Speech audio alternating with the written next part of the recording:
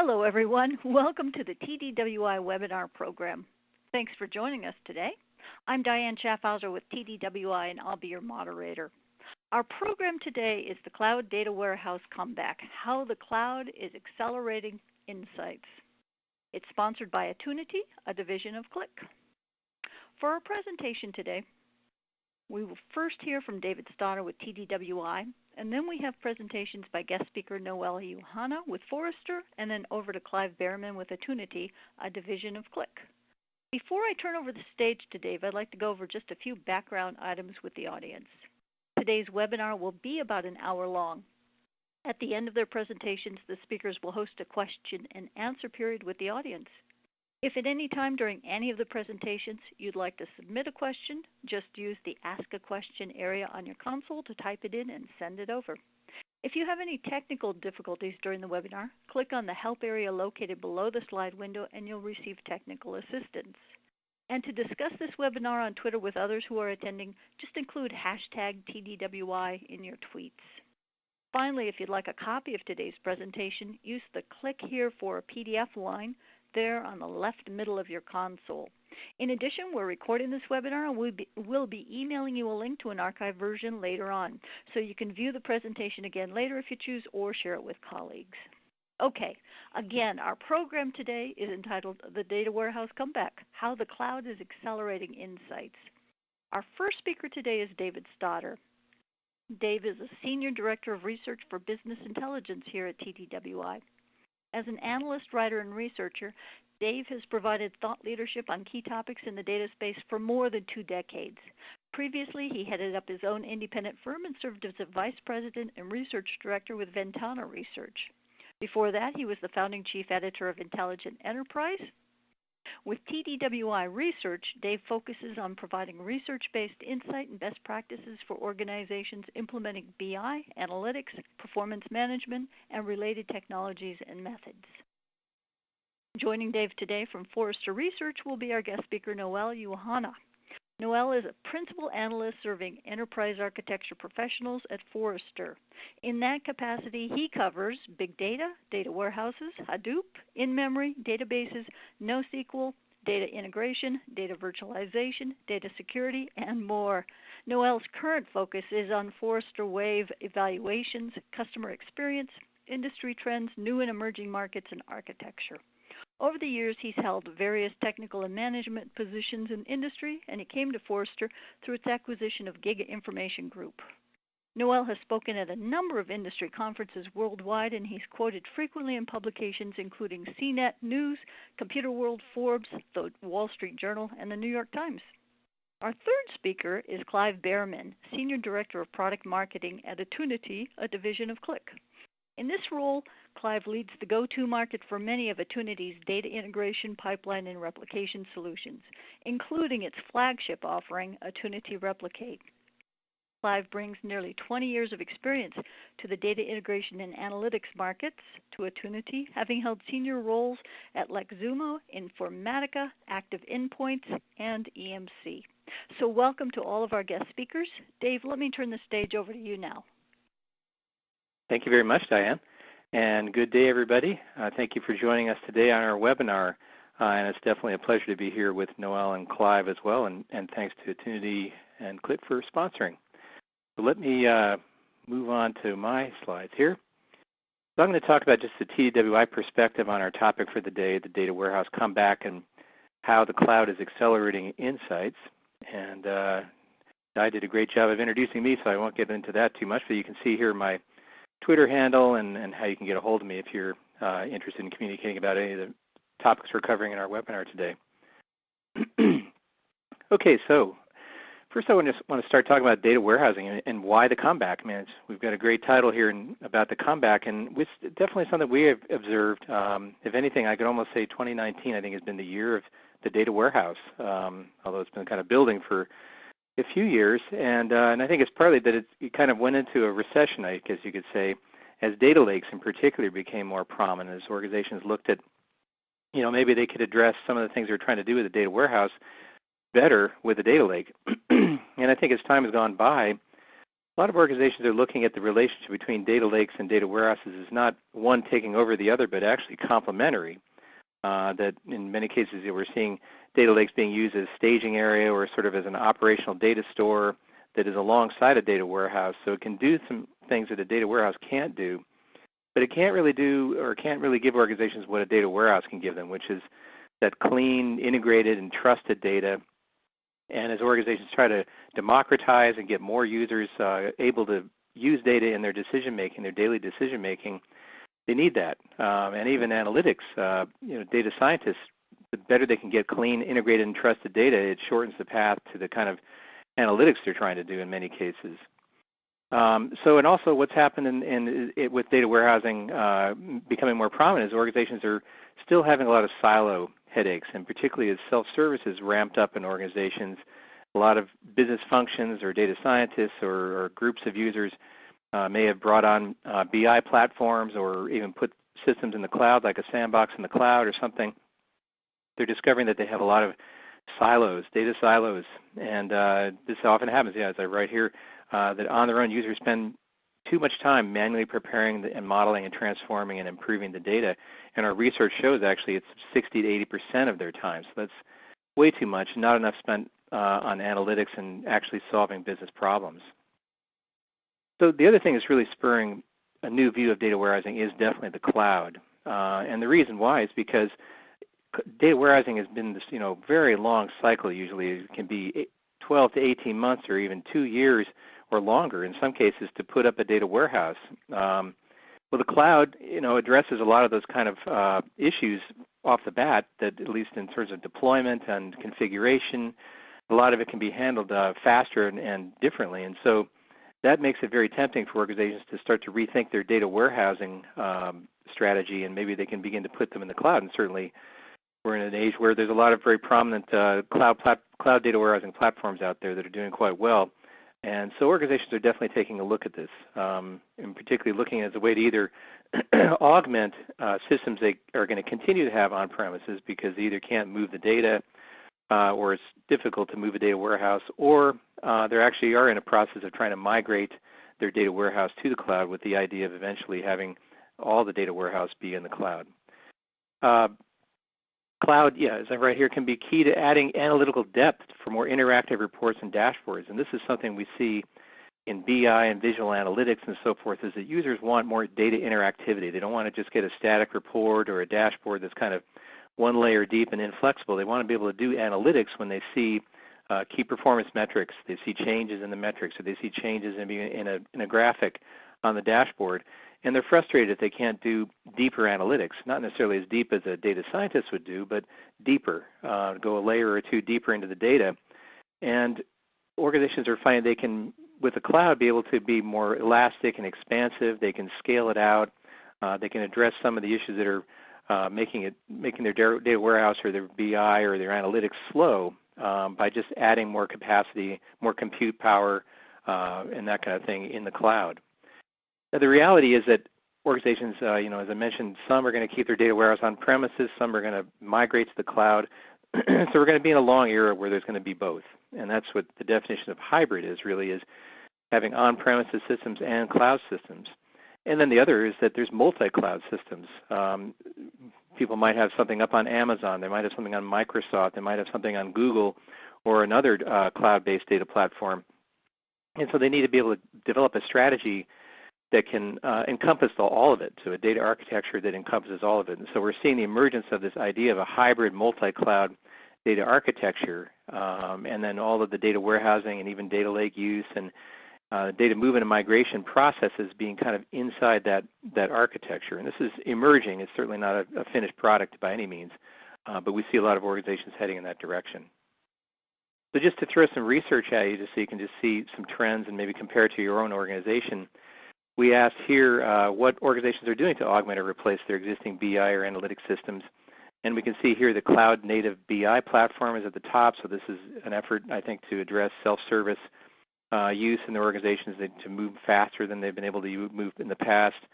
That's 38%, 31% cloud-based data lake. So data lakes definitely have been moving into the cloud and using storage there. It's, more cost effective that way in many cases, and they can expand it easier. And then we see here cloud data storage, so 24%, and then 21% cloud native data warehouse, and compared to on-premises, what plans are doing. So you can see that quite a bit more organizations are looking at cloud native data warehouse compared to on-premises data warehouse. And again, the prime motivators being scalability, they can be elastic, sort of expand and compress the platforms as they need, and greater speed, so they don't have to do all the configuration and deployment issues that come with on-premises systems. Okay, well, one of the things that organizations do need to do is not repeat the errors. They want to change the way they've been doing it because obviously a lot of the methods that have been used for on-premises data warehousing are going to slow down cloud data warehousing and make it hard to keep pace with the business demands and expectations. And this is, if it's not bad enough already, it's accelerated because I think there is this idea that cloud is supposed to be fast. It's supposed to be done like, in the snap of a finger or the swipe of a credit card. And obviously, data warehousing is going to take longer than that. I mean, there's a lot of modeling and processing and data quality steps that are necessary to build the data warehouse that can't be done in the blink of an eye. But in any case, you don't want to bring the things that have been slowing down on-premise systems into the cloud environment. And so the two being it's slow, and then the other is it's hard to change. I mean, a lot of data warehouses, that's one of the biggest issues, is that very difficult to change, hard to bring in new data, hard to support new methods that are going on in the organization in terms of analytics and visualization and so forth. And often that's where you get to the data silos and developing other systems because there's frustration with the data warehouse.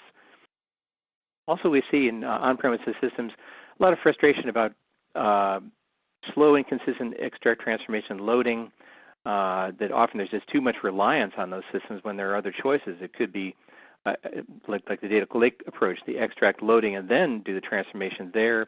Rather than, of course, there's data visualization. There's change data capture, which can eliminate some of the slowness and some of the steps that are unnecessary in terms of updating the data. And then there's not enough reuse and continuous improvement of those. Often organizations will just continue to develop ETL routines as sort of in one-off fashion as they need them, and so they're suddenly realizing they're supporting maybe hundreds or thousands of these, some of which are necessary, some are not, and so don't want to bring that kind of mess into the cloud environment. Integrating new data is slow, that kind of, again, with that hard difficulty to change. Now, the new step that organizations are having to deal with is a lot of movement across networks of data, so that's, again, trying to figure out different, more efficient ways of doing that so you're not necessarily having to move all the data from either data sources or from an on-premises data warehouse into the cloud system. And then finally, the other flaw has really been lack of visibility. There's often very poor monitoring of how the data is being used, as I mentioned, how the ETL routines are being used, what the performance is, whether that's satisfactory for different groups of users or not. And then finally, governance is becoming a big issue in terms of being able to track how the data has been used, the data lineage, and be able to adhere to regulations that way. So all these are difficult problems. And so one of the big revolutions we're seeing in the technology is toward data warehouse automation. And data warehouse automation, just a very simple definition, is simply applying software automation so that you're eliminating manual work in data warehouse throughout the life cycle, really from design, development, deployment, all the way through from the phases of collecting the data to when it's being used for analytics or visualization. So that's kind of an easy definition of data warehousing. We're going to hear a lot more about it in our webinar today. But some of the key goals, how it can help accelerate the pace of development. So you start to eliminate some of the things that are holding it back so you can be more agile and, in fact, use agile methods more effectively to bring some incremental business value along the way. You're not waiting, again, those long, long cycles typical of a data warehouse. Speed, automation really often equals speed because there's less manual work and you can be more efficient. You can look at a process that's automated and see where it may not be working and then redo it, revise it, improve it. And then this is key to keeping up the speed of business. You've got to keep pace with that and towards the idea of a business-driven creation. So we're seeing some ideas towards that idea of developing virtual data warehouses and data marts in the cloud, obviously much faster than having to do it on premises and actually having to configure these systems and make it be something that business users drive, that they find, say, for a marketing program, they need a data warehouse or a certain data mart. And so the idea of around automation to be able to make it easier and faster to develop these things. And then finally, around modeling and data schema development, this is part of that life cycle that I'm talking about, that automation can actually help in these areas. And these are areas that we're seeing that even as organizations move to cloud data warehousing, hoping for more speed, they're finding that this is an area where they really slow down, that it's still very difficult and often very manual to develop the data models and schema and so forth. But actually, automation can be helpful there, as we'll hear about in our webinar. So automation can lead to a higher cloud data warehousing ROI. So taking advantage of that, as I mentioned before, business users, they're looking at the cloud, they want to go faster. Part of the whole motivation for getting into the cloud is to get things more responsive to business, more dynamic business needs. And so automation there can be very helpful to increase reuse. As I mentioned before, there's often not a lot of reuse, and part of reuse is really improvement. It's really continued improvement in the development and deployment. And it enables a focus on where latency continues to exist. So even though you've moved to the cloud and it's solved a lot of those kinds of problems in terms of the platform issue, you still have to define objectives and desired outcomes. So it allows the organization to focus on these, and rather than on the kind of the mechanics of just sort of getting all the data process going in the process of the data lifecycle, basically moving to the cloud. So defining the objectives, defining the entities. What is a customer? How does all the data related to customers come together?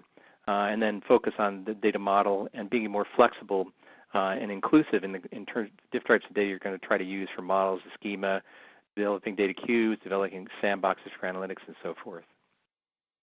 The other thing that's interesting about data warehouse automation is that it connects with this concept that is growing, that we're seeing growing, about data ops, and it builds off DevOps is being used heavily in the software development and software engineering industry, and Agile, which a lot of organizations have been using already in Agile methods, sort of building out from that to, again, try to streamline things, try to see things from an end-to-end perspective. How do you align the data collection basically with the data consumption? How do you manage that whole process through?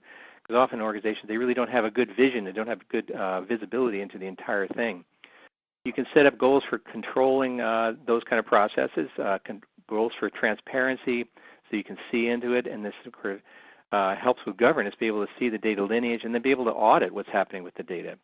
And then finally, it improves data pipelines. A lot of organizations are setting up data pipelines to serve different types of analytics. And again, we're getting into that kind of ETL problem again, where there's just suddenly hundreds of these data pipelines, maybe even more, thousands. And you need to be able to sort of control that development cycle and be able to reuse them where appropriate and be more agile. And so automation can help in all these kinds of steps. And as I mentioned, well, actually, I should point out also, DataOps also encourages heavier use of metadata, basically, so the more you know about the data and can use that data knowledge, particularly drawing from lots of different sources, to improve the operations of pipelines and throughout the data cycle. All right, well, I'm going to close with a few quick recommendations here. One, certainly look at how you can automate processes to increase the speed, efficiency, and productivity. This is a key way not to bring those kind of older mistakes and older ways into the new platform. Secondly, look beyond just ETL. Certainly ETL is probably never going to go away, but it's not the only choice out there. There's other ways you can integrate data, transform data, and do it properly, particularly now that you've got cloud migration as an option. Improve self-service. Self-service is still going to be a huge concept, and so you want to be able to shield users from often manual complexity that's around their data silos and enable them to do more business-driven data warehousing. Then to tap the benefits of the cloud, you want to align your data warehousing with where cloud data architectures themselves are going, because it's a new environment and there's a lot of new ideas being tried there. And so data warehouse automation can fit very well, as I mentioned, with data ops, which is sort of a larger topic that probably deserves its own webinar, but definitely I encourage looking into that and see how that can fit in with your kind of data warehouse lifecycle and data warehouse automation efforts. So ideas around continuous improvement, delivery of incremental benefits that are important to Agile. It can help you standardize to improve governance around your entire environment. As I mentioned, a lot of organizations are facing a hybrid multi-cloud environment. The better you can automate, you can begin to get visibility and transparency into the entire process and improve governance that way. And then finally, align data warehouse development with cloud development, particularly the ideas of containerization, which is around efficiency, more virtualization, more standards. You want to be able to align the data warehouse with that. And the older methods really don't align well. So we don't be able to use automation and a more rational approach to encourage those areas. Okay, with that, I'm going to say thank you very much and hand it off to Noel. Hey, thanks, Dave. This is Noel Johanna, analyst with Forrester Research. I'm going to talk about a cloud data warehouse. I guess is definitely the hot item today of discussion. I speak to many customers every day. In fact, 3 to 4 customers every day actually on customer inquiry calls. These are banks, these are insurance companies, these are retailers, these are healthcare companies across the globe.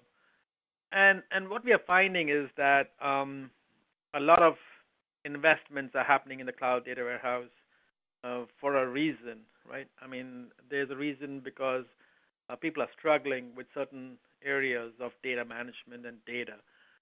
And I'll talk more about it as to what are the areas where people struggle and what are the things lined up for us in the cloud from a data warehouse perspective as well. So if we start from data, right? Data itself is this new asset, right? I mean, people call it as a currency, as oil, and other things as well, right? In fact, 12% of companies are monetizing on data today, which is not surprising, right? I mean, you obviously have all these large companies who buy and sell data today. And obviously, the fact that more data is still less. Sometimes data, you have to go, utilizing the data, you have to go outside your organization to look for the data, right? Because sometimes the data may provide you additional demographics data sets or additional data sets which may be necessary for doing analytics, right? So definitely, I think data is definitely a big area of focus today in every organization, whether it's a big organization or a small organization, right? And it's definitely driving today's digital business strategy, which obviously enforces that, hey, we really have to make data as a priority, I guess, right? We want to make sure that data strategy is enforced in a manner we can leverage, whatever data we have. In fact, what's surprising is most organizations don't even leverage all data for analytics, right? I mean, most of the data is locked up in silos. And then now we have cloud, which could make it worse because you actually have data, segregation and silos in the cloud, on premises, in multi-cloud, which obviously creates a bigger challenge itself. In fact, over the last few years, we have been having this big data explosion, right? I mean, it's obviously creating these new opportunities for every organization, not only on-premises data, which we already had for decades, but also the cloud data sets, right, or social media data sets, right, and IoT and sensor and all these other device data as well, right? I mean, all this data could be very useful for doing, say, example, customer intelligence, customer analytics. And this exactly is where we are heading towards, right? Previously, in the last few decades, we were just contained within a data center, and that's the only data we had actually available to us for doing analytics. Well, today the possibilities are endless, right? I mean, we can combine all kinds of data, and we should be combining all kinds of data actually to knowing better, to better serve your customers, right? To better understand the product and services you deliver. Because a lot of talks are happening about your product and services, not on premises. It's in the cloud, actually, right? With all the social media there, right? Talking about your product and services. Well, you have to latch on to that data as well for insights and analytics as well. That's exactly where this comes into play. So what are the trends, we see? So when I speak to customers, they obviously talk about a lot of these things about data and insights. And there's a drive towards this connected enterprise, right? I mean, this is not about just connecting data in a smaller group, right? A line of business, for example, but it's across the enterprise now. We talked about this, a few years ago, where line of businesses were trying to connect data and make it more usable for better decisions. But today, it's a bit more broader focus. There's a lot of data duplication that happens as well within the enterprise. So obviously, we need to get better lineage. We need to get better governance as well in that paradigm. Distributed data is definitely a reality. I mean, if you look at all these Fortune 1000 companies, the large companies, I mean, they only have a very small percentage of data today in the cloud. A lot of data is sitting on premises. Why? Because of security reasons, governance reasons, compliance reasons, right there. But also processes are so so legacy that you can't just lift and shift, right? Which is why distributed data is going to be a reality. Interestingly, the big focus also is on real-time analytics. We've been talking about real-time analytics for a couple of decades, I guess. But not a lot of companies have been really being able to address this. And the focus here today, I think in most of these organizations we are speaking to, they obviously want to do it in a few minutes, right? The data, as soon as it's available, you want to be able to act upon it. Not data coming in from transactional systems to the operational systems to the analytical systems to the dashboards, which comes in after 24 hours later, right? We want to do it this lot quicker, right? Even though the volumes have grown, which makes it a challenge for ETL to operate, right? So you really have to look at these new options, and obviously cloud data warehouse, as we talk about it, is one of the opportunities for enterprises to really drive this whole real-time analytical platform as well. Self-service is a big thing. Self-service is not just from IT, right? I mean, but also for business users. Business users in the sense that they want to be able to interact with the data themselves, be able to create those own dashboards, not the limited 15 dashboards which IT has provided us, right? But what if I, as a user, want to create 1,000 dashboards, right? I mean, so that's where the self-service is all about, heading towards this whole notion about I, as a user, can actually look at all these data sets. I can actually react and leverage the data for making my own decisions, my own improved decisions in the coming years, right? So this is the goal. Plus, IT also needs self-service for doing more with less, right? Today, the data volumes have grown, the complexity has grown, so obviously IT needs the automation part of it as well, right? That whole self-service part of from IT perspective, so that you can automate the loading, the data movement as much as possible, right? I mean, obviously it's still a challenge, but still you want to automate it as much as possible, which Dave was talking about, the data warehouse automation part of it, I guess, right? Security and governance is definitely a priority, I guess, every organization, not just financial services and healthcare, are dealing with a lot of like GDPR regulations, right? I mean, this is obviously a big thing. And as we head to the cloud, this becomes even a higher priority, right? Because you want to make sure the data is protected. You don't know where the data, which server it's residing on in the cloud, which server, which node, which cluster. You don't have a clue. Someone walks away with the server. Well, cloud provider may be not reliable, but thing is, this is definitely requires even more stronger security practices than on premises. So definitely, organizations should definitely look at this very closely. The cloud data warehouse obviously is driving this whole innovation and growth, right? I mean, not only automation as we talked about it, but it also delivers a lot of scale, right? I mean, you can scale up a cluster, a petabyte cluster in minutes. You can't do that on premises, right? You'll probably take you days, months trying to figure a petabyte data warehouse deployment. You can actually build this in minutes, cloud. Like that's how quickly you can do that, right? That changes everything, right? And the scale, but also facility of doing integration of data across all these different silos. You can do ad hoc analytics fairly quickly. I want to spin up a cluster for like 16 nodes in a cluster for half an hour in the cloud. I can do that. Well, you may not be able to do that on premises because lack of resources most of the time, right? This is what companies are doing. You spin up, spin down these clusters for these different scenarios. So a lot of data movement is happening, data management is happening, but yet it offers you this facility to doing this new generation of analytics, which you have never done before, right? This exactly is a game changer out there. Plus, the cloud data warehouse offers these new releases of data, of innovation, right, in terms of scale and performance and security and integration and transformation. and all these good stuff coming out of them. But also, it offers you this whole facility of updates, right? New releases coming out fairly quickly, right? I mean, previously on-premises software used to get updated every 3 years, maybe perhaps, right, or 2 years. We're talking about every week. The software is changing on the cloud. In fact, some change it every hour, actually, depending on if it's a new type of company, I guess, in the making as well, right? So what are the type of workloads we see in the public cloud? Well, analytics and operational insights dominate the public cloud today. There's no doubt about it. Transactional systems are still making its way.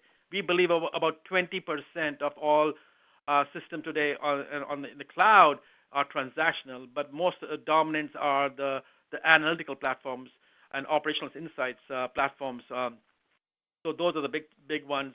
But also there's a wide variety of things people are doing in the cloud, along with multi-cloud, like 360-degree view of the customer, actionable insights, real-time insights, and IoT fraud. And all of these are growing. I mean, I think every organization has got all these different capabilities and insights they're trying to build. But what's interesting is that you're building these new insights that have never been done before. That is the game changer right there, right? Why are you going to the cloud? It's not just about saving money, but I can try out all these new things which I have never ever done before, like that integration with social media, right? Can I do integration of doing analytics with social media, right? That changes everything, right? I mean, so all of these things are these new emergence, which obviously cloud offers. And cloud adoption obviously has been growing quite rapidly over the last few years. In fact, some of the largest deployments today are running into tens of petabytes, not terabytes, petabytes, data warehouses. So definitely, we are on a journey towards this explosion. Yet, cloud is obviously to the rescue, to obviously helping us to deliver platforms so that we can deliver all these new things or new insights which the business is demanding. So, if we were to look at this cloud data warehouse kind of in a diagram, right? I mean, you also look at on-premises. You actually have these warehouses. You got all these good analytical platforms on-premises. You got data engineers, administration working on that. But now, obviously, we have the public cloud offering as well, right? I mean, not only to doing backup and recovery and high availability, but also building these data warehouses as well. And you can migrate over. Some people just lift and shift, migrate. But there's always latencies between systems, right? I mean, when you move data from on-premises to the cloud, there's going to be latencies and all. So you need obviously software or technologies to help you overcome that. Maybe looking at parallelizing those insights or data push between on-premises to the public cloud. You may not be able to do single-threaded. You need multi-threaded. So all these things would actually be required to doing public cloud. So public cloud obviously is definitely helps you with all these scenarios like building data warehouses quickly enough, whether you're building a small data warehouse or you're building complex data warehouse. Obviously, as Dave was mentioning, there's also hybrid cloud, right? I mean, people are having some systems on premises, some system in the cloud as well, which is perfectly fine, right? I mean, you probably have to look at data virtualization solution or some sort of another fabric layer which will integrate data across these different silos on premises and public cloud. But in essence, public cloud offers you all these facilities of elastic scale, automation, AI, machine learning, security governance, innovation, and lower cost. So definitely, people are definitely embarking on this whole journey. And as we see it, this growth is definitely going to grow further in the coming years as we see more innovation in the cloud. So I guess in terms of recommendations, what we see out there is definitely, I think Cloud Data Warehouse is delivering innovation and these new capabilities which you were missing on premises. So if you're on premises, you may be missing on all of the innovation that's happening in the cloud. For example, I mentioned doing all this elastic scale and being able to do all these newer generation of software from automation perspective, which I think is going to be critical as well, especially to doing data warehouse automation in the cloud actually helps a lot from automating the the processes like loading and uploading data or transforming and integrating all these processes becomes a lot quicker in these cloud environments as well. I think the second point is very important. It offers you this new business possibilities. You got to think outside the box. Like I guess it really creates the value proposition for the cloud because the fact that, as I mentioned, you can do all kinds of analytics. In fact, I was speaking to one of the customers, and he mentioned that previously we used to do like a dozen big queries running on premises, for all these different types of workloads and analytical workloads. Today we're running not just those dozen, we're running 1,000 different types of queries and insights. And that actually changes everything, right? I mean, think about the possibilities. I mean, if you run those different 1,000 of those things, you can create all these different permutation combinations to better know your customer, to better know about the product success and all these things which you could never ever do before. So that I think is a huge win here. Security governance, definitely keep in mind right from the start. I mean, this is very important. Because obviously we got GDPR regulations, but also we got regulations in the U.S. But I think every organization should start looking at security. Have the team involved from a security people involved in that as well, right? That's a very important point. Not just about data, but also about security right from start. And the team of experts, as I mentioned, not only from enterprise architecture team, but developers and data stewards and data engineers and business owners and business analysts, but also security people as well, right? AI, machine learning is critical. This is where the innovation is happening towards automation from the data preparation to data integration, and is obviously supporting new use cases as well, right? So definitely look at those cloud options where you're going to see a lot of these automation and intelligence being built into the platform, which I think is going to be huge. And leverage solutions to help you accelerate the cloud data warehouse deployments. Solutions help a lot. I mean, you can start building APIs.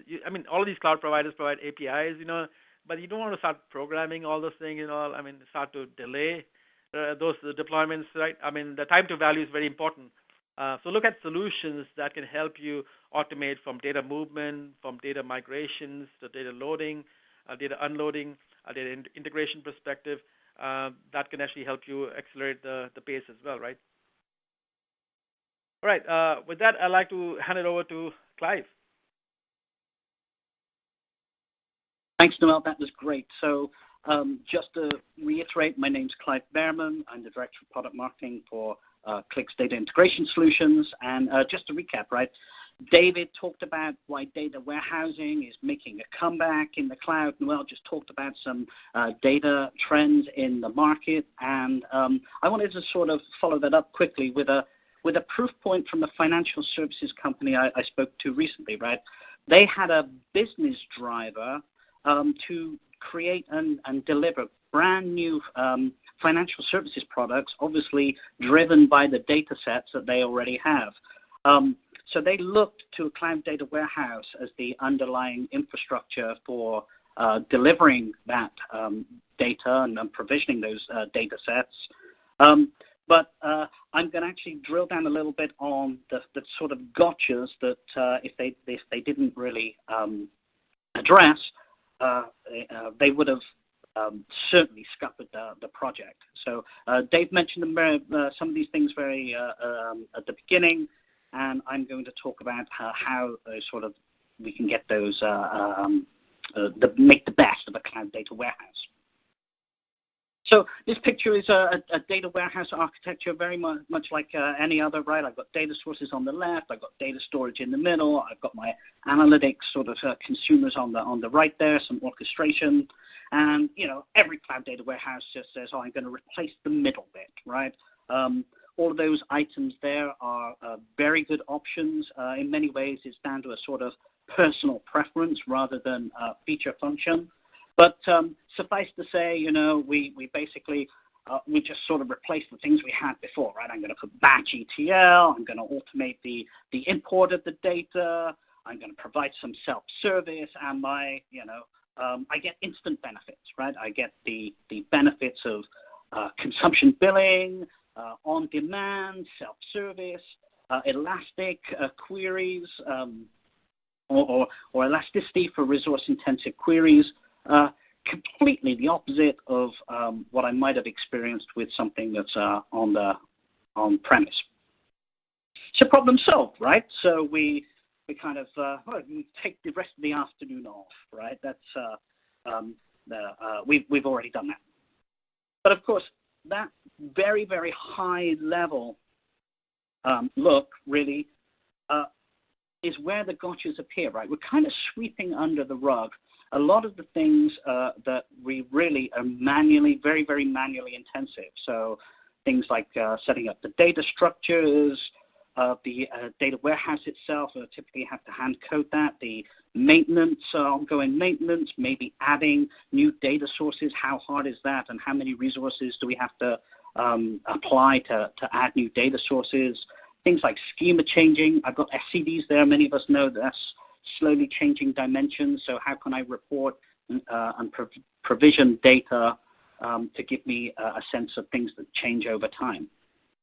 So really, an actual data warehouse architecture, whether it's on-premise or in the cloud, really is more like 4 or 5 or even 6 stages where the data flows through from our data sources on the left there through to the landing zone, into the staging, into the data warehouse, to our provisioned data marts, ready for our BI, for our new applications we're going to write, or even the catalog. And then we obviously have to catalog and provide data lineage and stuff like that. Now, why is this such a problem? Well, really, it's the amount of work we have to do at every zone. So, at the very basic on the left there with my data sources, I'm often writing connectors, I'm often writing scripts, I may be even leveraging an ETL tool to get my data either into some sort of pre-landing zone. David mentioned at the beginning about data lakes. We're seeing many folks now interface their data lake as I'm going to sound very derogatory here, but it's kind of like the dumping ground for all of my data, semi-structured and structured, and just put it into the lake, and then I'm going to sort of more formalize that by taking it out of the lake and then putting it into the data warehouse. So the data warehouse proper typically has kind of 3 zones: the staging, the data warehouse proper itself, the data marts, and that data goes through transformation and changes primarily to make it easier for the end user to consume it. So, in my staging zone, my transactional data on the left there is transformed into third normal form, right? If you're a database person, you understand that entirely. I'm going to build a customer table and a product table, and I'm going to have a foreign key, and that means I'm going to write SQL. I'm going to and then I have to map. If I'm going to use an ETL tool, manually map those fields and tables in order to populate the table itself. At the staging zone, my data gets enriched. Maybe it gets standardized too. And then, I need to move it into a sort of data warehouse proper. And here's where my data warehouse design might be a Kimball or an Inman or a Lindstat sort of data vault sort of model, which is denormalizing that third normal form transactional data and moving that into thousands of tables. But of course, for analytics and reporting, I really want that in a form whereby that it's speedy to access, and I can do just operate on a subset of data. Normally, that's in a star schema sort of mode. So my data has to be transformed again, and that means more ETL, more SQL scripting to turn my denormalized data into a star schema ready enough for data consumption. So, before I go there, and that's really the problem that traditional data warehousing sort of suffered with, And when we move to the cloud, yes, we get all those flexibility benefits, but we still may have this sort of problem if, as David said, if we just use the same approach and same tools that we did before. So what we're trying to look for really is to achieve a balance, right? That flexibility and innovation that we can get with the cloud data warehouses. So all that stuff about consumption billing, on-demand, self-service, elasticity. But we want the productivity that comes with being able to provision a data set and let somebody, a downstream analytics process, accurately or get access to accurate and valid data. And then that process we want maintainable. We need it obviously flexible, right? We can't suddenly say anymore, I need to create a new finance data mart and then wait 6 or 8 months to write all the SQL code to deliver that data mart. And through all of those stages, it's not unusual that at the end of the day, we're writing 100,000 lines of code.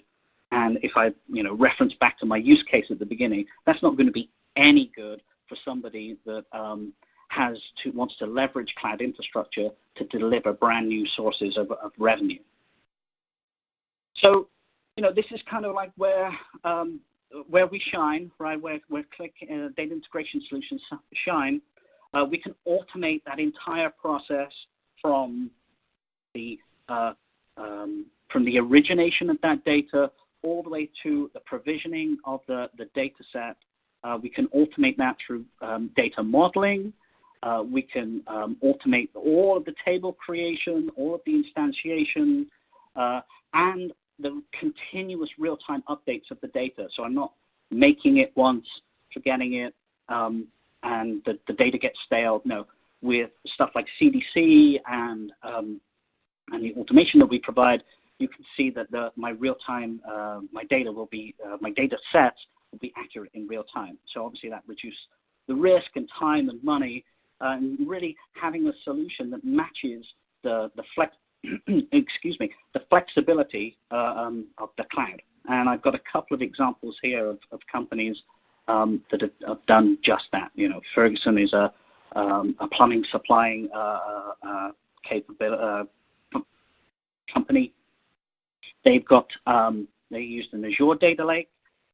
Zurich Insurance, we'll see some of that stuff in a bit. That they use a SQL data warehouse, and then Devon Energy moved to things like Snowflake, and from feeding Snowflake with from data from their online transaction systems like SAP and Oracle.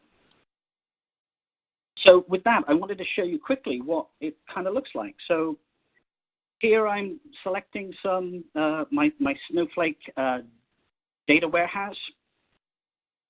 I'm going to press the button there. Now I'm not going to write any code. This is the critical aspect. I'm going to discover all of the data that the data warehouse has access to. So I'm not writing code to find out what the schemas are like. I'm mapping the schemas. And then you'll see it builds visually the relationships that we want. So I'm picking the order table here. Press the button there. Validate that I have a right model, because I could change that if I wanted. And then it's going to generate all of that SQL to automate the entire pipeline. So we'll see here the hub and satellite tables of a data vault it creates. And then we're going to publish that as what we call an ETL set there. So all of the data and artifacts that go with that. And then once I've run that, we'll see that now I've got about 158 data sets I think it's working on, or ETL sets. And we can see that it created over 600 SQL statements. And so now we come on to the final piece, which is creating a data mart. So we're going to turn this now into a star schema ready to be provisioned. We're going to make our order table. I can choose the various types of star schema that I want with our type 1s or our type 2 type of data. And that's pretty much it. It's created the star schema, however I like it, and then that's going to correspondingly create all the structures of the star schema and of our data marts. So I didn't write any code. I went from a singular sort of data source. In fact, it did a lot more than what I just showed you there, right? So we had our singular data source, which I think was a Northwind database. We created not only the necessary tables to denormalize the data, but it also created the metadata tables that are crucial, with error tables. So when it starts to load, or any data anomalies will get loaded in the error table. And then our fact and dimension tables for our various data marts were already automatically provisioned, and the ETL here in this instance is not hand-coded, it's all generated. And then once that's paired up, obviously with a real-time CDC data ingest, our data mart, for example, DM1 there on the right, will get populated from whatever data source. So now the nice thing about that is, if the data warehouse is a living and breathing thing, right? So if I now decided to create a new finance data mart, I can simply go back to my modeling tools from my source systems. Maybe I've got, I want to get finance data from SAP. It'll discover the SAP data source. We can regenerate our models, redeploy, and then the data will automatically get updated. The last line I've got in there is catalog and search. Again, I'm running out of time today, but we've got another addition to the product suite that will also catalog and enable you to search and see data governance, data lineage of the data too. So, what sort of difference does that make? So Zurich, in their pilot project, budgeted 45 days. So they were going to do 45 days to roll out their Snowflake data warehouse. Actually, they took 2 days. So the phenomenal return there. And really, it's simplified. The whole David talked about data ops, the flexibility that you get from sort of being able to adapt very, very quickly as business requirements change, is all driven by the solutions that we offer. So that continuous delivery of data in real time through Attunity Replicate, that automation and refinement of the data and data structures and data lifecycle of the data warehouse itself is Attunity Compose. And the last thing I mentioned, I'm running out of time of today, but is Qlik Data Catalyst, which is then allowing you to pair up a data catalog with the other two solutions to catalog and govern those data sets, so your downstream analytics processes can get access to trusted enterprise analytics-ready data. So that's sort of our guiding approach for how we can get that great flexibility with the in Cloud Data Warehouse. It's important to realize, the data integration solutions don't have to be paired up with Qlik data analytics solutions. So we're very much an independent solution. So any cloud, any data, universal. Again, whether the data is on-prem or in the cloud or in various formats, we have universal connectivity there. The data we can get in real time. You just saw an example of how agile and fully automated it is. When you pair it with the catalog, you can see how the data sets themselves can be governed. And of course, it's all self-service once you provision the data sets, right? So, I'm not really asking DBAs to really mess with the data warehouse. Our data engineers can build those models and build that agility themselves. If you want to learn more, I'm going to plug my book. I've just written a book, Data Warehouse Automation, for Azure with my colleagues at Microsoft. I think you can access it through the links we're going to send shortly.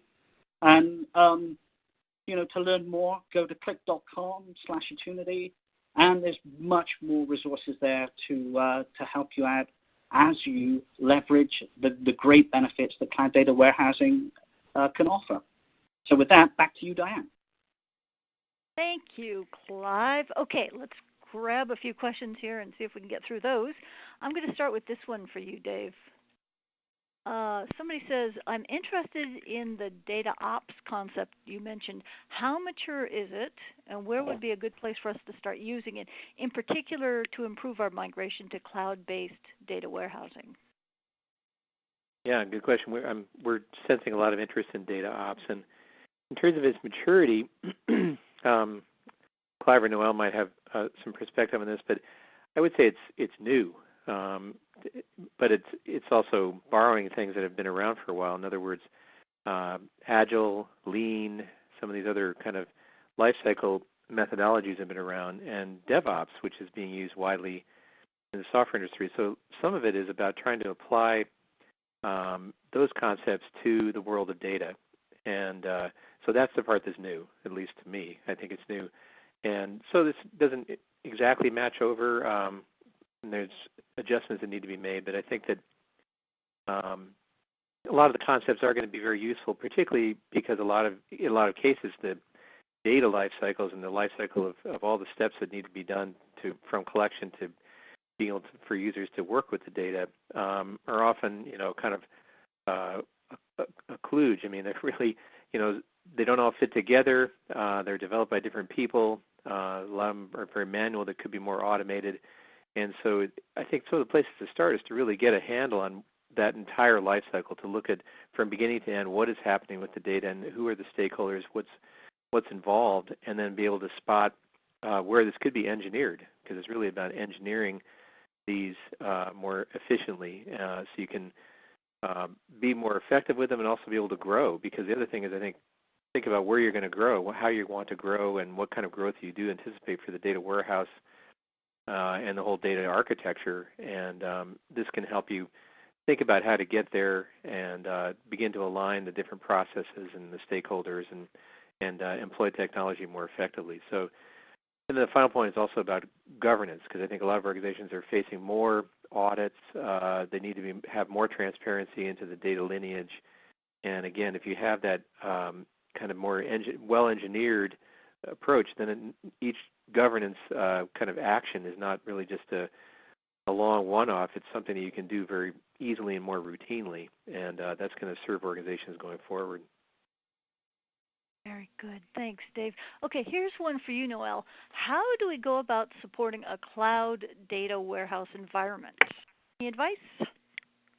Yeah. I mean, how do you support I guess would depend upon how large the organization would be, but normally you would actually build a team of experts, actually comprising of data engineering and also data warehouse experts, but also data stewards and business analysts and security folks within the team, and start to build that project for the cloud. And as I mentioned earlier on as well, I mean, security is a big thing. Should definitely be on a top priority, I guess. Should be considered like from start. And I think also look at what all things data has to be moved, right? I mean, not all data sometimes has to go to the cloud, and also there has to be tools to help you from a solution perspective. You want to make sure there are tools to help minimize latencies, minimizing the errors you may run into with data loading and unloading kind of notions, but also look at new opportunities from a visualization perspective, from an analytical perspective as well, right? Because that's the real benefit, as I mentioned, on the cloud. So certainly, I mean, starting off with making sure you have the tools and the people and process and place in place would actually be of importance as you start to roll out these projects. Yeah. Great. Thanks, Noel. Okay, Clive, let's get you involved here. So somebody's got a very Thanks. succinct question. Should we really favor ELT over ETL? I know I was bashing ETL a bit.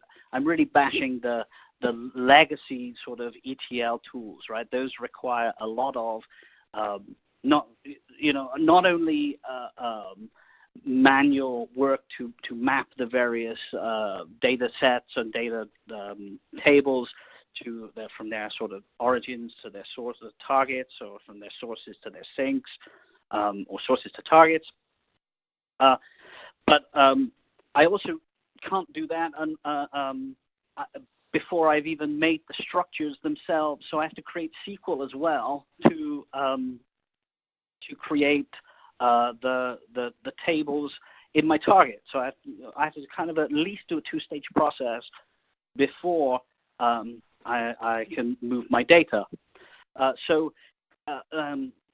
What the sort of two solutions I showed were basically Compose, that generates all of the ETL code for you, so I'm not using a legacy tool. And then I'm using Attunity Replicate, which is the sort of ELT piece to keep that data updated. So I don't do any transformation really of the data from my source to my landing or my staging. And then using Compose, I would then automatically generate all the scripting and all the tables and all the other artifacts that are needed to really make a really robust data warehouse. So am I favoring one over the other? No, in my case, I'm saying leverage both, but leverage them both with brand new tools and in a brand new approach to get the benefit of moving, and utilizing the cloud. Okay, good. I think we've got time for two more questions. So I'm going to hit you, Dave, with this one. Business functions in our company have put up cloud systems on their own, so now we've got we have a data silo problem on multiple clouds. Can data warehousing processes help us get to a single view of the data? I think yes. I mean, I think that's one of the key goals of a data warehouse, is to try to support that idea of getting a single view of data. And, this is sort of a pendulum swinging in organizations between more distributed, somewhat disconnected systems and then having centralized systems. And data warehousing was or is an effort to try to centralize to the data and all the kind of common use cases on top of it, such as maybe reporting and so forth. Dashboards and so forth. And so there's always going to be frustration one way or the other. But I think if organizations are trying to get to a single view, and then now they're faced with a hybrid multi-cloud system, what they need to be thinking about is a data layer, a layer that can kind of be over all of this kind of under the chaos underneath, and can provide that through the layer. And so I think the emerging kind of data warehousing in the cloud and the data architectures that we're seeing could help organizations get there. And that's, I think, one of the real reasons why data warehousing is making a comeback, is that there is a strong need for that. Should I chip in there, Dave? Go ahead. Please. Yeah. So I'm also seeing with very large companies, right? We're seeing multiple data warehouses based on different sort of divisions, right? I know a company that is a multinational that has a multi-international or global company that has various separate businesses that are completely separate. So one, sort of makes seeds, and one makes dairy products, and one makes I think pet foods. I think we all know who. I probably said too much, but those three businesses are completely independent, right? But they're each leverage different types of cloud data warehouse for their own business unit. And I think the importance is, as you mentioned, right, being able to have that data ops flexibility, whereby you can choose a tool set or choose a solution that connects to all of these things and provides that sort of integration and automation. So I think we're in a great position now that, it's not like an and or an or. Cloud allows you to sort of experiment with different things. Maybe one division does keep a Teradata or a Netezza box, but the flexibility, in order to match the flexibility of spinning things up, loading it, trying things out, and being able to have an agility and a process that matches is the key. Okay, we have run out of time for questions, so let me take a moment to thank our speakers today. That was Dave Stoddard with TDWI, Noel Uhana with Forrester, and Clive Behrman with Attunity, a division of Qlik. And I'd like to thank Attunity and Qlik for sponsoring today's web presentation as well. As I said, we'll be emailing you a link to an archived version of the presentation, so feel free to share that link with colleagues. Finally, I want to remind you that TDWI offers a wealth of information, including the latest research, reports, webinars, and information on business intelligence, data warehousing, and a host of related topics. So I encourage you to tap into that expertise at tdwi.org. And with that, from all of us here today, let me say thank you very much for attending. This concludes today's event.